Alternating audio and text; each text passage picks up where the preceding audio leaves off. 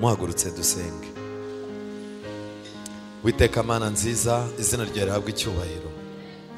Tugiye kubumbura ijambo ryawe. Wowe ubwawe waganiriye n'igisambo ku musaraba, mu minota mike cyabonye ubugingo buhoraho. Rero uyu mwanya tugiye kuganira ijambo ryawe. Reka umwanya muto usigaye tuwukoreshe neza, kugira ngo wowe icyo ushaka kubwira abana bawe muri uyu mugoroba aba ari cyo batahana, badatahana amagambo yacu n'ibindi bintu byinshi byakorewe hano, ahubwo batahane yuko ari wowe waturinze, tukaba turangije umwaka turi kumwe nawe, kandi n'undi ntago tuzawubamo neza bitewe n'amafaranga dufite, ntituzawubamo neza bitewe n'uko dufite abantu bakomeye cyangwa dufite imibiri ikomeye, tuzawubamo neza kuko uri kumwe natwe nanone.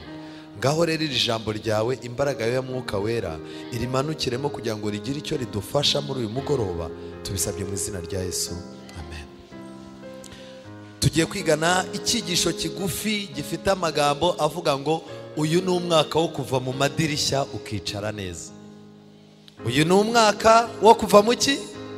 Mu madirishya ukicara neza.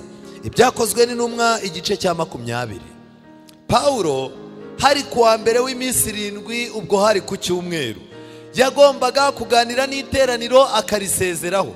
Yari yarakoze amateraniro menshi, yari yarakoze amahugurwa menshi, yari yarasengeye abizera mu buryo butandukanye, ariko noneho yari agiye kugenda, kandi akurikije urugendo yari arimo ntago yateganyaga kuzagaruka. Yari afite ikibazo yuko abantu bazasubira mu nyigisho z'ibinyoma. Yari akeneye gusobanurira abantu ko itorero rikorera muri gahunda. Yari akeneye kubwira abantu yuko bavuye mu mwijima w'icuraburindi baza mu mucyo w'itangaza, badakwiriye kuzongera gusubira inyuma.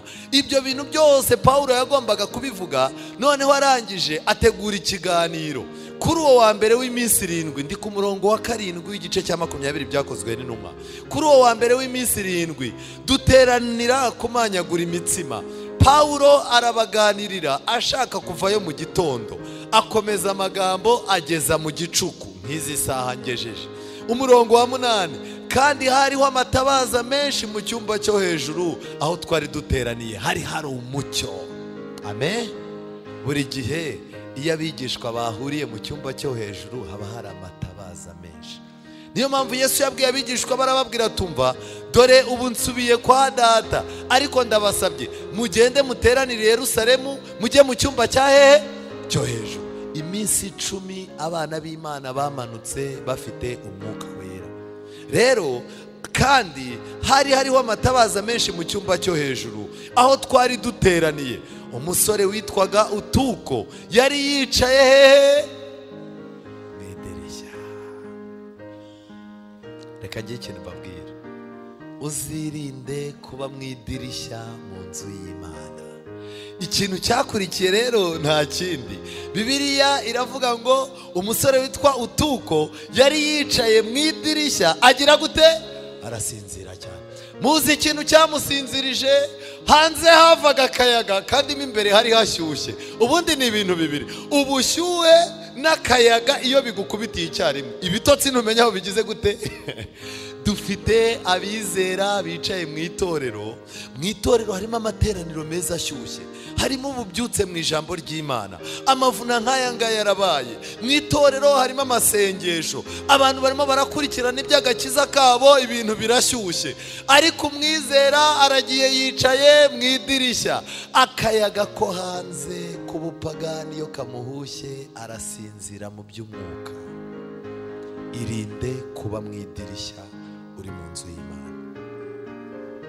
Uyu ni umwaka wo kuva mu idirishya, ni umwaka wo kwicara neza kugira ngo ubushyuhe bwo mu nzu y'Imana bukwinjiremo.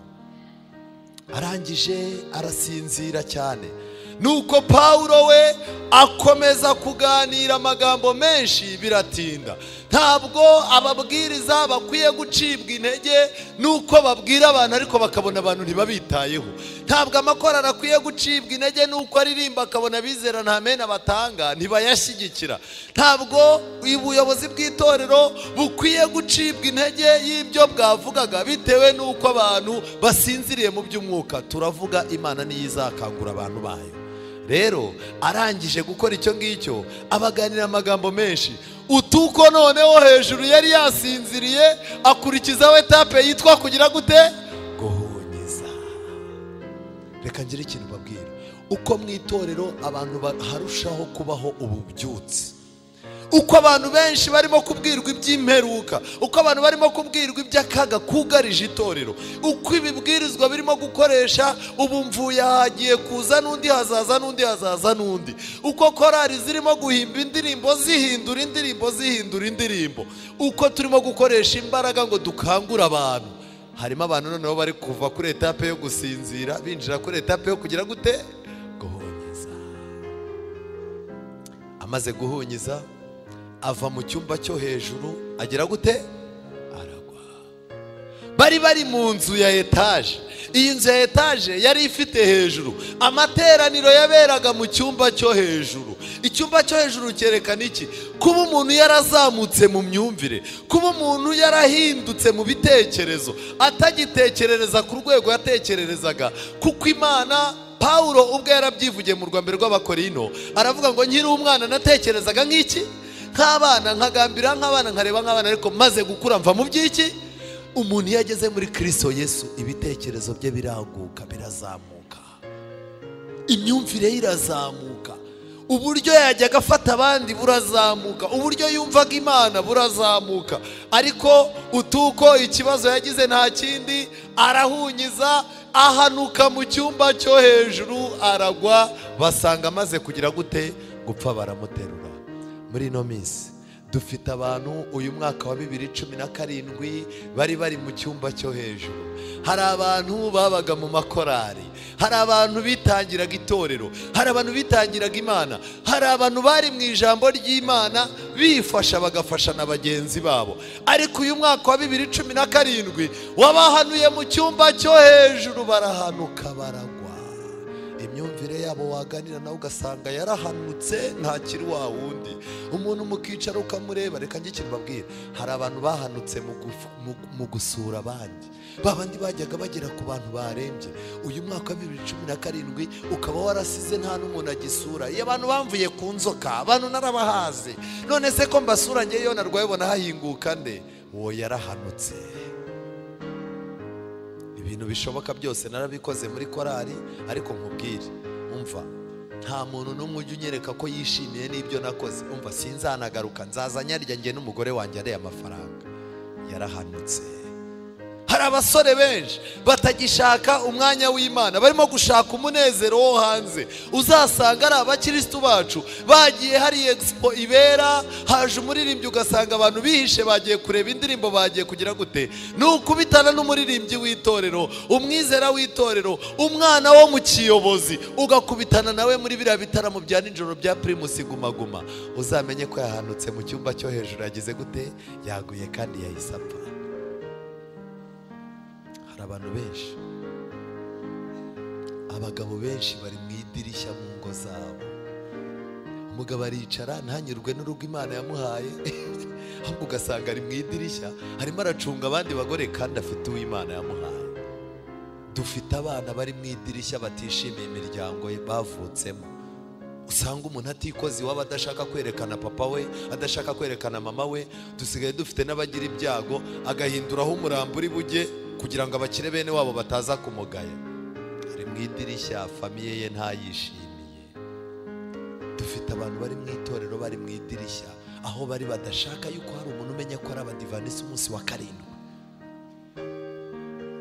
Reka mubwire ibintu bibiri Imana ikwiye kukurinda muri uyu mwaka dutangiye. Imana igukure mu idirishya. Kandi ikindi kintu gikomeye, n'uwaba yarahananutse akava mu mahame y'ijambo ry'Imana, uwaba yarahanutse akava mu cyumba cyo hejuru mu nzu y'Imana, mu murimo w'Imana, mu kwishimira iby'Imana, agahanuka akagwa agapfa. Bibiliya ivuga ngo iki? Paulo umurongo wa 10, Paulo aramanuka amwubama hejuru, arangije aramuhobera, arangije abwira abantu ati mwiboroga kuko ubugingo bwe bumurimo. Byibuze aracyari hafi y'urusengero, ubugingo bwe buracyagize gute? Buriya reka njye ikintu mbabwira, umuntu uzabona ari umunyantege nkeya yarahanutse ariko agakambakamba ubona aza ku rusengero, agakambakamba yaba ataje byibuza kohereza abana. Umumama muzabona yagize ibibazo mu rugo rwe ariko wajya kubona ukabona aretse abana be bakandagiye ku rusengero. Umugabo agacika hano ariko akohereza umugore we n'abana, uzamenye ko byibuze ubugingo bwabo buracyabarimo. Ikintu gikomeye ahangaha, Pawulo yaragiye arangije amwubararaho, amaze kumwubararaho, amaze gusubira muri icyo cyumba cyo hejuru, amanyura umutsima aryaho, akomeza kubaganirira byinshi kugeza mu museso, maze aragenda. 12 bazana uwo muhungu ari muzima, birabanezeza cyane. Amen.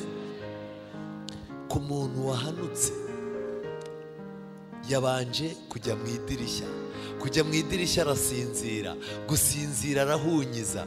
Nyuma ya etape yo guhunyiza umuntu arahanuka akagwa, kandi nyuma yo kugwa umuntu arapfa. Ariko icyo nshimira Imana, ntabwo ari aho birangirira mu nzu y'Imana. Mu bibwirizwa, mu ndirimbo, mu ijambo ry'Imana no mu buhamya nk'ubu bwatangiwe hano, Imana yemera yuko umuntu wari wapfuye yongera akazuka. Amen. Kandi Imana irongera ikamufata. Pawulo yarongeye afata uyu musore, aramuzamukana amusubiza mu cyumba cya hehe cyo hejuru. Imana yongera izamure imyumvire yanyu, Imana yongera izamure urukundo rwanyu, Imana yongera izamure kwitanga kwanyu, Imana yongera izamure amarangamutima yo kwita ku bakene n'abababaye yanyu, kandi Imana yongera izamure uburyo muha agaciro umurimo wayo, ibasubize mu cyumba cyo hejuru. Uyu ni umwaka wo kutaba mu idirishya, uyu ni umwaka wo kwicara mu itorero, ukishimira itorero ryawe, ukishimira Imana yawe, ukishimira kugira icyo ukora mu nzu y'Imana, kandi ukishimira ko Imana ugize umugisha yazagusanga ukiri ahangaha. Rero hari amagambo akomeye Ellen White yanditse mu gitabo cy'inyandiko z'ibanze, yanditse amagambo akomeye avuga ku itsinda ry'abadivanisi umunsi wa 7, arangije ngo uyu mucyo warabagiranaga mu nzira zose, kandi ukaboneshereza ibirenge byabo kugira ngo badasitara. Amen. Hari umucyo ugomba kurinda ibirenge byacu ngo tudasitara.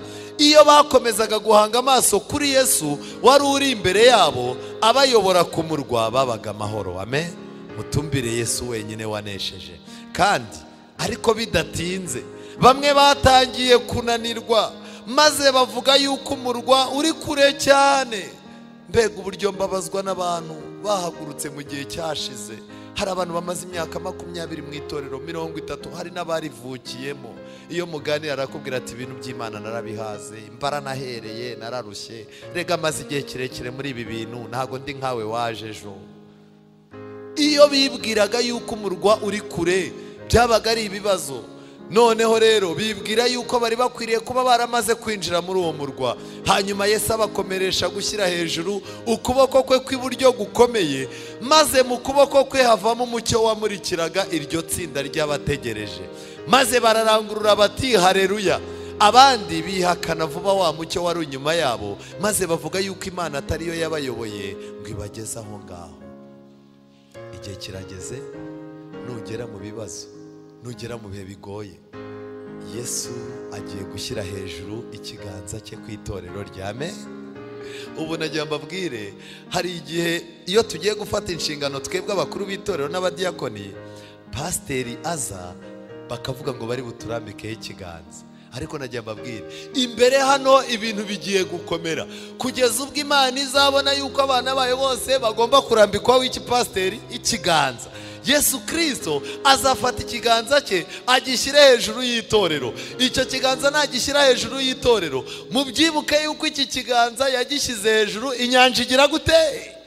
Ndagira mbabwire ngo Yesu agiye gushyira ikiganza cye hejuru y'itorero, kandi ntabwo iki kiganza kizatuma inyanja zitaba. Ntabwo agiye guturisha inyanja z'ibintu turimo guhangana nabyo, azaturisha inyanja y'ibyaha mu mitima yacu. kandi azacecekesha ibyatumaga twumva nta mbabazi dufite. Ikindi kintu gikomeye ngo muri icyo kiganza havaga urumuri, kandi uwo mucyo wayoboraga abadivantisiti ngo batarindagira. Reka njye ikintu mbabwira, igihe uzabona pasiteri byamucanze, ukabona umuyobozi wa korari byamucanze, ukabona mu gihande byanze, ukabona mu rugo rwawe birasa naho nta muyobozi ururimo, jya ubwira Yesu uti Yesu, muri uyu mwaka wa 2018 ikiganza nikijye hejuru nabuze aho nkandagira. Iki kiganza kigiye kutumurikira mu izina rya Yesu. Umwaka wo kuba mu nzu y'Uwiteka hagati, tukava mu madirishya.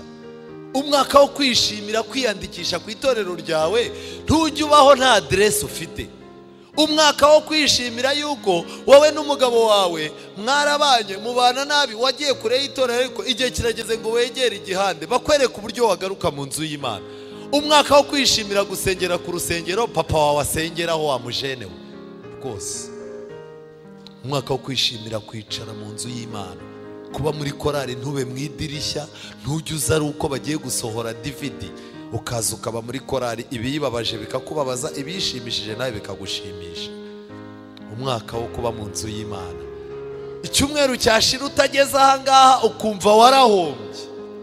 Imana idukure mu madirishya.